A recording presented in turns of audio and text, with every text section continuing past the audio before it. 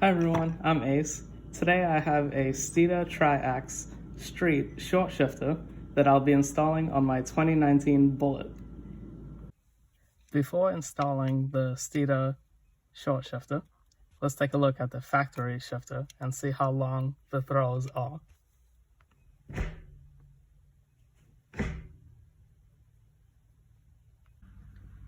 Now that we have a baseline of about 4 inches in shifter throw, let's begin the installation. First, we'll need to remove the shift knob, and that comes off by turning.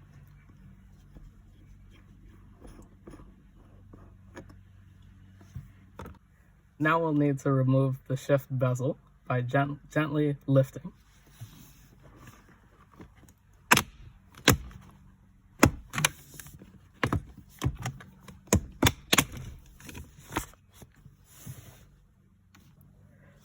To release the shift boot from the shifter assembly, you need to release these 3 tabs and pull at the same time.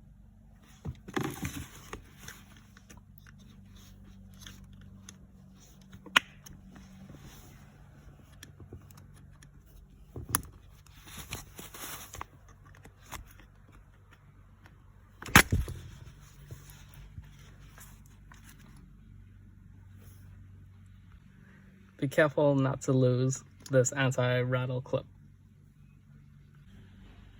If your shifter has an O-ring, be sure to remove it. Next, we need to remove this pin. There are a few options to remove it. You can use a punch and a hammer. You can use pliers, or if you have this tool by Barton Shifters, you can use this.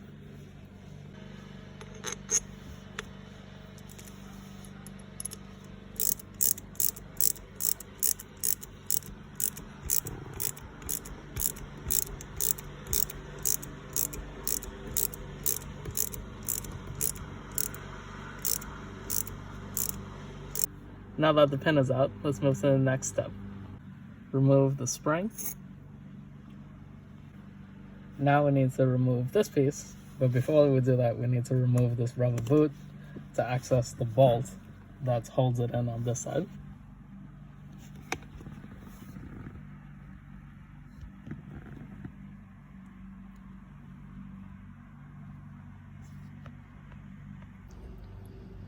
For better access, remove the upper console. First, remove these side panels by pulling them up. They're held on by clips. Then remove these bolts on both sides. To remove the console, we start prying on this area to lift it out. You can use a pry tool like this, or you can use a spreader tool like this.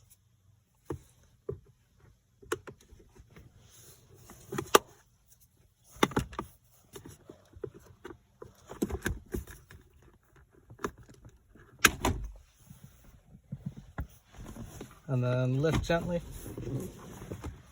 and pull it out.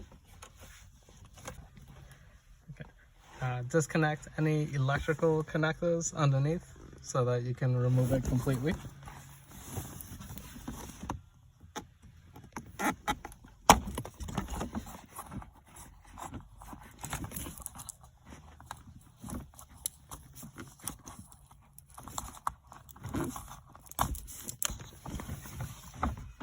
On my car, there were 2 connectors. Your car may be different.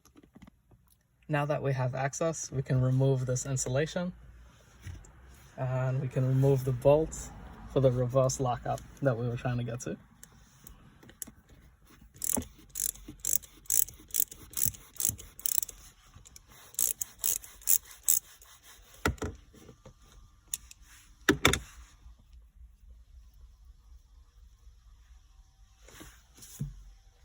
Now we can pull up on the reverse lockout and remove it. Next, we'll need to remove the shifter bracket and the lower shifter housing. This is what the lower shifter housing looks like after you remove it. Once you do, be careful not to lose any of these pieces because they fall off very easily. Next, we'll need to remove the 2 bolts holding the shifter retaining plate. Once you remove the shifter retaining plate, the shifter can be removed. These 2 bushings need to be reused, so we'll remove them and transfer them to the Steeda unit. To remove the bushings, grab them and pull them off.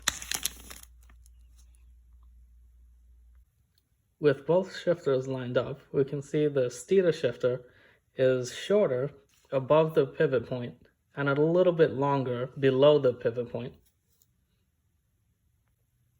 Lubricate the bushings and then install them onto the Steeda shaft. On the factory shaft, the reverse lockout was bolted on the driver's side, but on the Steeda shaft, it's bolted onto the passenger side. So when you install the shaft, be sure to install it with this bolt hole facing the passenger side. Reuse the factory retaining plate and install the Steeda shaft. Reinstall the shift linkage. Reinstall the lower housing and the shifter bracket.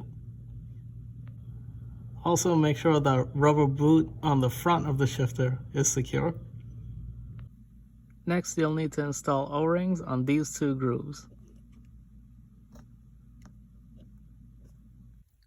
After lubricating the O-rings, you can install the Steeda reverse lockout. After installing the Steeda reverse lockout, pull the boot up until it lines up with this groove. Next, we can install the spring and the pins included by Steeda.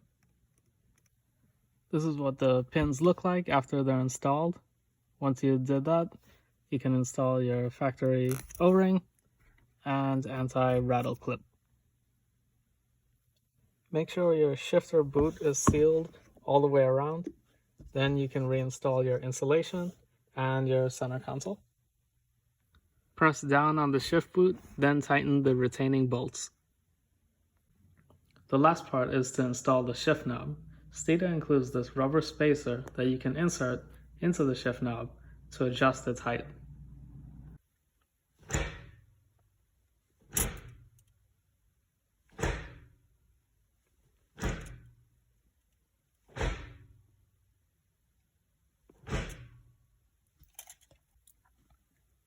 With the Steeda short shifter, we have a shift throw that is 1 inch shorter than factory. Thanks for watching, everyone. If you have any questions or feedback, please leave a comment below.